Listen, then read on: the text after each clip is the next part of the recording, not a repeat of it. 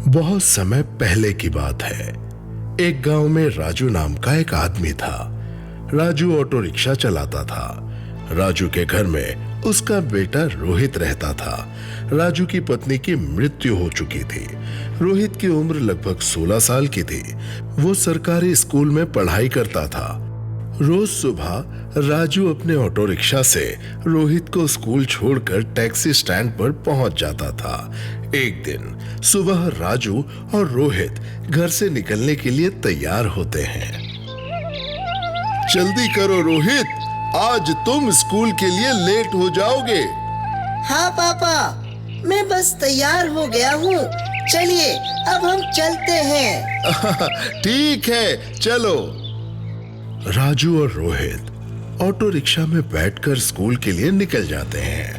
राजू रोहित को स्कूल पर छोड़कर टैक्सी स्टैंड जाने के लिए निकल जाता है। रास्ते में दो आदमी राजू के ऑटो को रोकते हैं। अरे भैया, बस स्टैंड चलोगे क्या? हाँ हाँ चलेंगे, क्यों नहीं चलेंगे। आइए बैठिए। कितना पैसा लेंगे? 20 रुपया। ठीक है। दोनों आदमी ऑटो में बैठ जाते हैं और राजू उन्हें बस स्टैंड पर छोड़ देता है। उसके बाद राजू बस स्टैंड पर ही अपनी ऑटो को खड़ा करके सवारी का इंतजार करता है।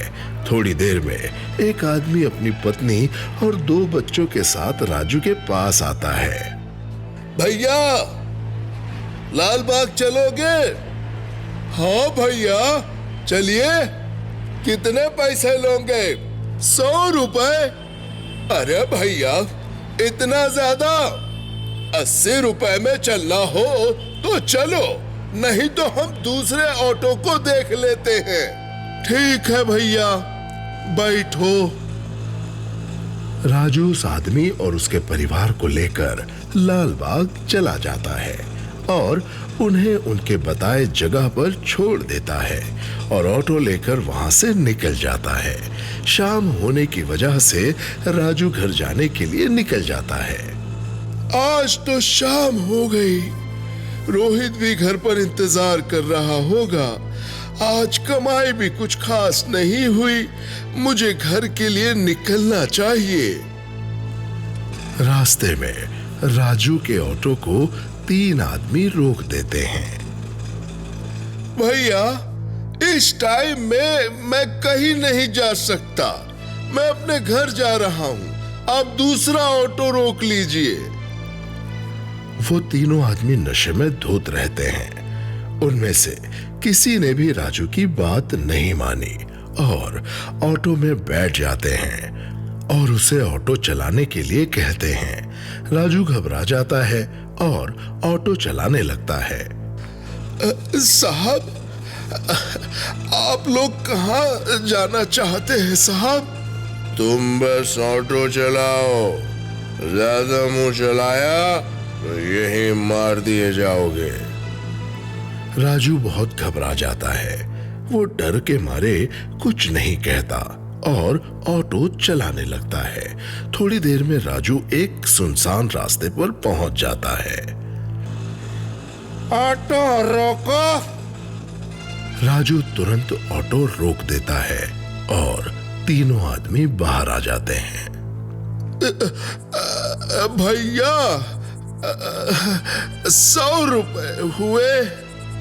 क्या तू हमसे पैसे लेगा? रुक, अभी देता हूं तुझे पैसे। वो आदमी गुस्से में एक चाकू निकालता है। चाकू देखकर राजू बहुत डर जाता है और खुद ऑटो के बाहर आ जाता है। मुझे जाने दो, मैं आप लोगों से पैसे नहीं लूंगा, पर मुझे जिंदा छोड़ दो। तुम्हें पता नहीं हम सब डाकू हैं? रात होने पर हम सब ऐसे ही लोगों को लूटते हैं। आपको जो चाहिए आप रख लीजिए, पर मुझे जाने दीजिए।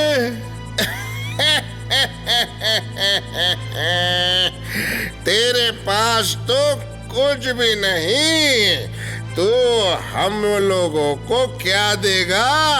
हैं? मेरा बेटा, घर और मेरा पूरा परिवार मेरा इंतजार कर रहा होगा बाबूजी। मुझे जाने दीजिए। आप चाहो तो ये ऑटो रख लो, पर मुझे जाने दो साहब। राजू बहुत देर तक अपनी जान बचाने की भीख मांगता रहा, पर डाकुओं ने उसकी एक न सुनी और उसका गला काटकर उसे मार देते हैं और उसके जेब से पैसे निकालकर चले जाते हैं। राजू की अकाल मौत से वो एक भूत बन जाता है और उसकी आत्मा ऑटो को लेकर घर की ओर निकल जाती है। मुझे अभी अपने बेटे के पास जाना है, वो मेरा इंतजार कर रहा होगा। इन सब डाकुओं तो मैं बाद में देख लूंगा। राजू का भूत घर पहुंच जाता है और वो भूत बनकर रोहित के सामने आ जाता है। रोहित अपने पापा को इस हालत में देखकर बहुत दुखी होता है। पिताजी, ये आपको क्या हो गया? पिताजी, ये आपको क्या हो गया पिताजी? राजू सारी बात रोहित को बताता है और दोनों बहुत रोते हैं। पिताजी, आपको उन डाकुओं से अपने मौत का बदला लेना होगा। हाँ बेटा, मैं अपनी मौत का बदला जरूर लूंगा। उनसे अपनी मौत का बदला जरूर लूंगा। अगली रात राजू एक आदमी बनकर ऑटो चलाने लगता है। राजू का भूत उसी जगह जाता है जहां उसे उन डाकुओं ने रोका था। थोड़ी देर इंतजार करने के बाद तीनों डाकू वहां आते हैं और राजू के भूत के ऑटो में बैठ जाते हैं। ओए ऑटो वाला, चल अब जल्दी से ऑटो चला। कहाँ जाना है साहब? तू बस ऑटो चला, ज्यादा सवाल मत कर। राजू का भूत चुपचाप ऑटो चलाने लगता है और वो फिर उसी सुनसान रास्ते पर पहुंच जाता है जहां उन डाकुओं ने उसे मारा था। तभी एक डाकू उसे ऑटो रोकने के लिए कहता है, रुको, ऑटो रोको। ठीक है साहब, ठीक है। ऑटो से उतरते ही एक डाकू हाथ में चाकू ले लेता है और राजू के भूत के गले पर रख देता है। चल अभी के अभी सारे पैसे निकाल, नहीं तो अभी मारा जाएगा। हाँ। इतना सुनते ही राजू का भूत जोर जोर से हंसने लगता है और अपने असली रूप में आ जाता है।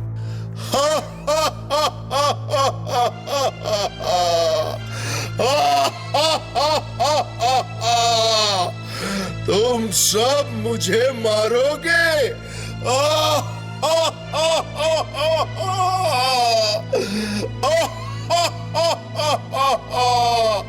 तुम सब मुझे मारोगे?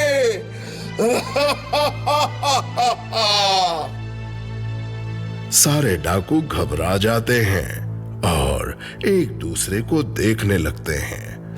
हमें जाने दो, हमें तुमसे कुछ भी नहीं चाहिए। हमें जाने दो, हमें जाने दो प्लीज। अरे हमें जाने दो, हमें कुछ भी नहीं चाहिए तुमसे। हाँ हाँ, अच्छा हो तो हमसे पैसे भी ले लो, लेकिन हमें जाने दो, हमें जाने दो। हमने तुम्हारा क्या बिगाड़ा है जो तुम हमारे पीछे पड़े हो? हमें जाने दो, हमें माफ कर दो हमारे बाप, हमें माफ कर दो, हमें माफ कर दो।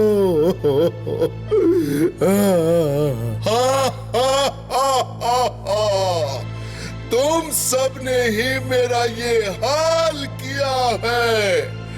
अगर कल तुम मुझे नहीं मारते तो मैं आज जिंदा रहता, पर तुम लोगों की वजह से आज मैं इस हालत में हूँ। मैं तुम तीनों को हरगिज़ नहीं छोड़ूंगा, मैं तुमको नहीं छोड़ूंगा। राजू का भूत एक एक करके तीनों का गला काट देता है और ऑटो लेकर घर चला जाता है।